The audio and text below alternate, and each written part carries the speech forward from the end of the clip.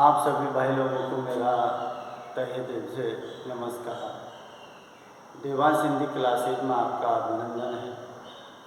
देखिए, आपके और मेरे बीच में जो टॉपिक चल रहा था वो चल रहा था हिंदी साहित्य के लास्ट का जो चौथे नंबर का काल विभाजन है, जिसका नाम आधुनिक काल गद्य काल था। और आधुनिक गद्य काल के अंतर्गत मैंने आपको 6 विभाजन बताए थे उसके, जिसमें से आपको बहार तेंदु युग है उसके विषय में मैं बता चुका हूँ। उसकी वीडियो मैंने आपको डाल दी है। और अब मैं जो बात करना चाह रहा हूँ वो बात जो आधुनिक काल में जो बहार तेंदु युग के बाद दूसरा युग आता है, जिसका नाम द्वितीय युग है। देखिए, जिस तरह से अपन बात कर रहे थे कि भारतीय हिंदू युग नवजागरण या पुनर्जागरण काल के नाम से जिसको जाना जाता है, और भारतीय हिंदू आधुनिक काल के प्रणेता है, हिंदी साहित्य के क्षेत्र में जनक पिता में कहे जाते हैं। तो नवजागरण उनके आते ही नवजागरण का पदार्पण हुआ है। उन्होंने अपने काव्यों के माध्यम से जो लहर फैलाई है उसको भारतीय जनता को जगाने का काम किया है। ठीक उसी प्रकार दूसरे युग जो है वो महावीर प्रसाद द्विवेदी जी के नाम से।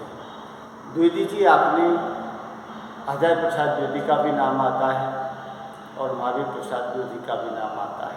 बस इसी में दोनों में कंफ्यूज हो जाते हैं। तो महावीर प्रसाद द्विवेदी की जगह अजय प्रसाद द्विवेदी कर देते हैं, जबकि दोनों के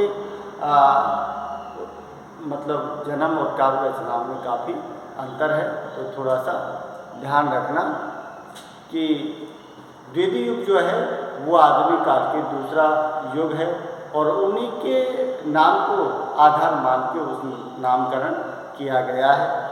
तो देखिए, जिसको दूसरा नाम क्या दिया है, सुधारवादी काल के नाम से जाना जाता है। अब देखिए, ध्यान रखना, दूसरा जो है जिसमें क्या है, महावीर प्रसाद क्या है, द्विवेदी, महावीर प्रसाद द्विवेदी। इसकी समय सीमा क्या मानी है, देखिए 1900 से लेके 1920 मानी है।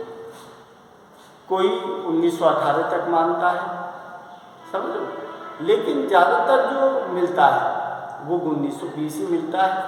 और 1920 से छायावाद चालू हो जाता है जो 36 तक चलता है।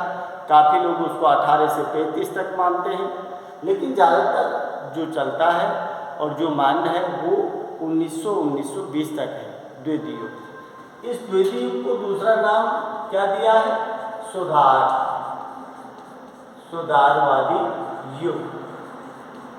अब सुधारवादी युग की जब बात आती है तो सीधी बात है कि द्विवेदी जी के युग में जो हिंदी भाषा या आधुनिक हिंदी साहित्य के क्षेत्र में जो सुधार हुआ है उसी को आधार मानकर, चाहे वो सामाजिक चेतना का सुधार हो, चाहे वो हिंदी भाषीय या भाषाई प्रेम की बात हो, तो सब में, या फिर हिंदी व्याकरण की बात हो, सब क्षेत्र में उन्होंने सुधार करने का काम किया है। इसीलिए सुधारवादी युग के नाम से जाना जाता है। तो देखिए, द्विवेदी जी जो है, द्विवेदी जी का जो जन्म है वो कहाँ दिखाया है, रायबरेली के दौलतपुर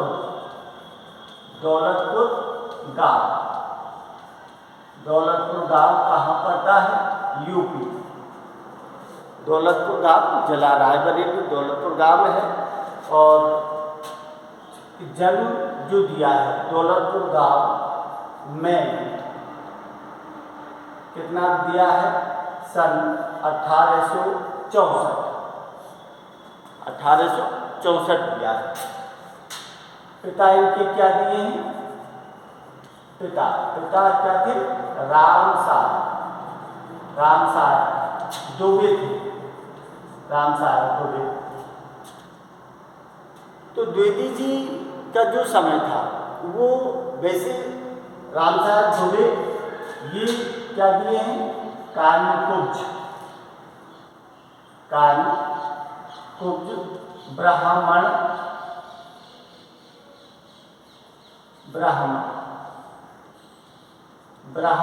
कारणकुब्ज ब्राह्मण परिवार में द्विवेदी जी का जन्म हुआ है। इनकी पढ़ाई जो है वो पढ़ाई आगे ये जो पढ़े हैं ये कहाँ तक पढ़े हैं, 10वीं तक ही पढ़े हैं। धनाभाव कारण दिया है, धनाभाव के कारण ये आगे अपनी पढ़ाई सुचारू रूप से नहीं कर सके। हालांकि इनके पिताजी सरकारी नौकर थे, लेकिन घर की परिस्थिति ऐसी नहीं थी जो इनको आगे मतलब तो इन्होंने खुद, क्योंकि कठोर परिश्रमी और कर्तव्यनिष्ठ आदमी थे, इसलिए अपने स्वाध्याय के जरिए ही इन्होंने अध्ययन अपना जारी रखा। और धनाभाव के होने के कारण ये बम्बई चले जाते हैं। बम्बई में तारबागू का काम सीखते हैं और बाद में ये रेलवे में क्या हो जाते हैं, कर्मचारी। रेलवे में ये नौकरी, रेलवे में कर्मचारी होते हैं और 22 रुपया मासिक वेतन, 22 रुपया मासिक वेतन पर नौकरी करते हैं। तो अपनी कठोर परिश्रम और मतलब मेहनत के बल पर पदोन्नति होती है और उसके बाद में क्या बन जाते हैं, हेड क्लर्क बन जाते हैं। और धीरे धीरे ये मतलब 200-250 रुपया या 300 रुपया या 400 रुपया तक ये पहुँचते हैं। अपने अजमेर में भी इन्होंने नौकरी की है और जब इन्होंने त्यागपत्र दिया है वो झांसी से दिया है। तो रेलवे में इन्होंने ज्वाइन किया, 22 रुपया मासिक वेतन शुरू में मिला है इनको, पदोन्नति हुई, हेड क्लर्क बन गए। लेकिन इनका जो व्यक्तित्व था वो कैसा था, थोड़ा स्वाभिमानी था। तो स्वाभिमानी व्यक्तित्व होने के कारण जो कर्मचारी जो थे उनसे कुछ अनबन हुई और इन्होंने कब दे दिया, 1904 में अपना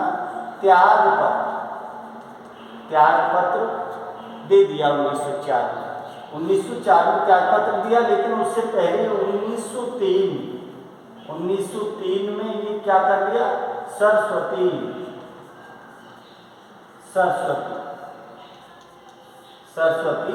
नामक जो पत्रिका है, इस सरस्वती नामक पत्रिका का संपादन का कार्यभार इन्होंने संभाला और मात्र 20 रुपये मासिक वेतन पर काम करना इन्होंने शुरू किया मासिक पत्रिका में। और 1903 से लेकर 1920 17 साल तक इन्होंने अपना कार्य संपादन के रूप में किया। तो 1903 सरस्वती पत्रिका संपादन का कार्यभार संभालने के बाद 1904 में उन्होंने अपनी नौकरी से त्यागपत्र दे दिया। तो इनकी जो काव्य रचनाएं हैं वो काव्य रचना भी क्या है,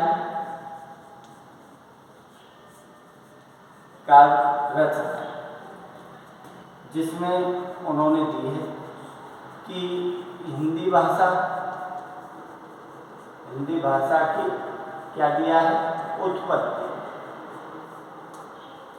हिंदी भाषा की उत्पत्ति क्या दिया है, काव्य मंजूषा क्या दिया है, सुमन क्या दिया है, विचार विमर्श। हिंदी भाषा की उत्पत्ति, काव्य मंजूषा, सुमन, विचार विमर्श, ये इनकी मौलिक रचनाएं हैं। अनुदित उसमें जो लिखी हैं इन्होंने, उनमें और जो भाषा है उनके संस्कृत, जैसे अनुदित जो है जिसमें एक इनका क्या है, रघुवंश है, एक क्या है,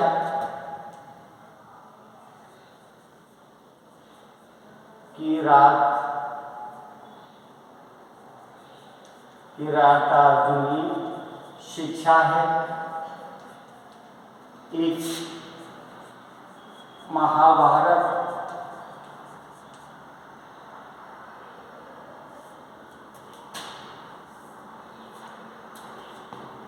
तो ये क्या है, कुमार संभव,